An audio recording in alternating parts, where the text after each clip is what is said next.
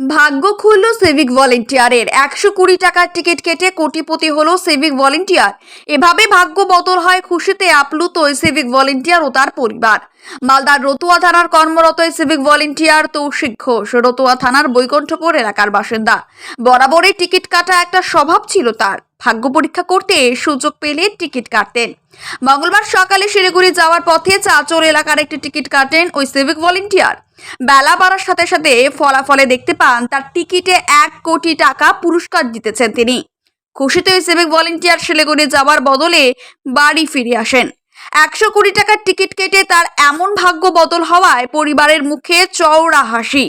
ওই civic volunteer Toushik Ghosh জানান, মাঝে মধ্যে ভাগ্য পরীক্ষা করতে টিকিট কাটেন। স্বপ্ন ছিল 1 কোটি টাকা কোনো সময় লাগলে পরিবারের আর্থিক পরিস্থিতির বদল হবে।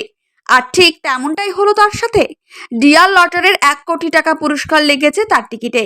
সেই টাকা দিয়ে বাড়ি তৈরি করার সাথে বিভিন্ন রকম কাজ করার পরিকল্পনা রয়েছে সিভিক ভলেন্টিয়ারের। তবে তিনি সিভিক ভলেন্টিয়ারের যে কাজ করছেন সেই কাজ ছাড়বেন না বলে জানিয়েছেন তিনি। আমি যাচ্ছিলাম শিলিগুড়ি জগন্নাথ দেবকে আনতে। চাচলে দাঁড়িয়ে আমি সন্ধ্যায় টিকিটটা নিয়ে বেরিয়ে যাই। তারপরে শুনতে পাই রেজাল্ট দেখি। কোন ডিয়ার লটারি না? রিয়াল লটারি মর্নিং 10 সেমের টিকিট। প্রথম পুরস্কার হয়েছে। কত টাকার টিকিট? টিকিট 120 টাকা। আচ্ছা, তারপর পেয়েছি প্রথম পুরস্কার। শিলিগুড়ি যাচ্ছিলে? শিলিগুড়ি। হ্যাঁ, তারপরে কী হলো? রাস্তায় দেখি প্রথম পুরস্কার হয়, তারপরে আবার ঘুরে বাড়ি আসি আমি। তুমি কি আশাবাদী ছিলে কোনোদিন প্রথম পুরস্কার তুমি পাবে? আশাবাদী ছিলাম। কেন, তুমি কি বরাবরই টিকিট কাটতে নাকি? কাটতাম না অত, সময় সময় মাঝে মধ্যে। আমাদের হ্যাঁ, টাকা নিয়ে কি করার ইচ্ছে আছে? টাকা নিয়ে বাড়ি টাড়ি করবো। আর তুমি তো সিভিকের কাজ করো, সিভিকের কাজ কি ছেড়ে দেবে? না না, সিভিকের কাজ ছাড়বো না। কেন ছাড়বে না?